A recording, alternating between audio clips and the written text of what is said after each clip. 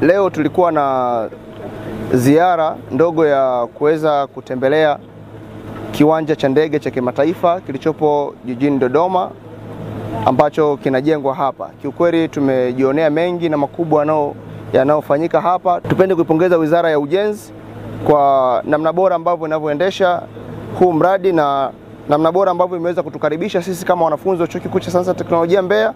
Namna ambavyo unavyoendelea ni mradi mkubwa na tumeambiwa tu hii ni phase 1. Maana yake kuna phases zingine nyingi ambazo zinaendelea kwa ajili ya kufanya expansion kubwa ya mradi huu. Hivyo ni fursa kwetu sisi kuendelea kujifundisha kama wanafunzi. Hivyo basi tupende kukaribisha na vyuo vingine pia. Sisi kama wanamusti tumenufaika, tunatamani pia na vyuo vingine DIT, ATC, Arusha kule, wote kwa pamoja muweze kuona namna gani mnaweza kuja kutembelea miradi hii ambayo ina manufaa kwetu sisi. Sio kujifundisha tu kama maengineer, lakini pia kuweza kutusaidia. Miradi hii ikija kukamilika manake ni kwamba itaongeza pato kubwa kwa taifa. Kuongeza pato kubwa kwa taifa itasababisha hata sisi wasomi kuwa tunasoma katika njia iliyokuwa bora. Lakini pia itarahisisha usafirishaji kutoka hapa kwenda nje ndani ya mikoa hii iliyoko nchini Tanzania. Hivyo basi tupende kuendelea kuwakaribisha ndugu zetu na majirani kuja kutembelea, kuangalia mradi huu kwa namna bora ambavyo unaendelea kuendeshwa na mainjinia wetu pamoja na wizara kwa ujumla. Mainjinia pamoja na wizara na serikali yetu kwa ujumla iendelee kutekeleza miradi hii mikubwa katika nchi yetu kwa ajili ya faida yetu sisi na manufaa makubwa ya taifa kwa ujumla. Tupo hapa kwa ajili ya kusimamia mradi mzima wa uwanja wa kimataifa wa Msalato. Hivyo wageni wetu kutoka Chuo cha Sayansi na Teknolojia cha Mbeya, karibuni sana ili muweze kujifunza na kujionea utekelezaji mzima wa mradi huu wa kimataifa wa uwanja wa ndege wa Msalato. Jinsi gani mradi huu unavyotekelezwa hapa katika eneo hili la mradi. Mradi huu kwa jinsi ulivyokuwa mkubwa kama tunavyosema, mradi huu uko na fezi mbili. Kuna fezi ya kwanza na fezi ya pili.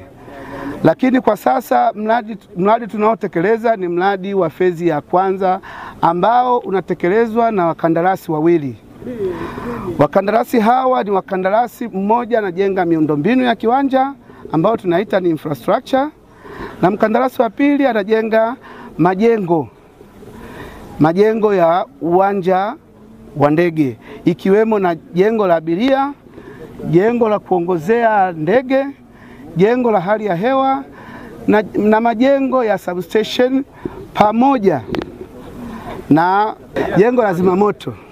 Mpaka sasa tunavyozungumzia ni kwamba mradi wa infrastructure ambao ni mradi wa miundombinu kwa sasa uko asilimia 87.1, na mkandarasi kwa sasa ameshamaliza ujenzi wote wa njia ya kuruka na kutua kwa ndege, na vile kwa sasa anaendelea na ujenzi wa miundombinu ya kulazia nyaya za umeme kwa ajili ya kufunga taa kwa pembezoni mwa barabara kubwa ya kuruka na kutua kwa ndege.